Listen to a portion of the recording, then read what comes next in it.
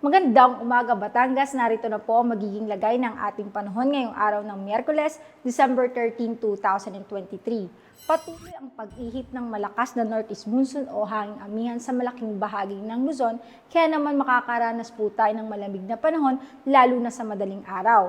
Habang ang easterlies naman o ang hangin mula sa dagat Pasipiko ang magdadala pa rin ng mainit na panahon sa ilang bahagi ng Southern Luzon, Visayas at Mindanao. Wala pa din po tayong namomonitor na bagyo o low pressure area sa Philippine Area of Responsibility hanggang Biyernes, pero patuloy ang pag-monitor sa namumuong cloud cluster o kumpol ng kaulapan sa may Central Pacific Ocean.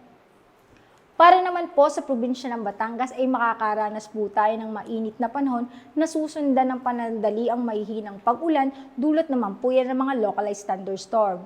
Sa hilagang parte ng Batangas ay may 57% tsansa ng pag-ulan. Sa silangang parte ay may 80% tsansa ng pag-ulan, samantalang sa kanlurang parte ay may 3% tsansa ng pag-ulan at sa timog bahagi ng Batangas ay may 80% tsansa ng pag-ulan. Kaya paalala po natin sa ating magigiting na kabatang na magdala ng pananggalang sa init at sa mga posibleng pag-ulan.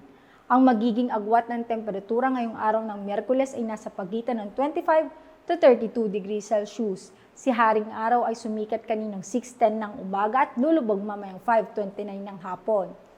Lagi po nating tatandaan, ligtas ang may alam, at tulad ng laging paalala sa atin ni Governor Mandanas, laging maging handa, ingat at magiting.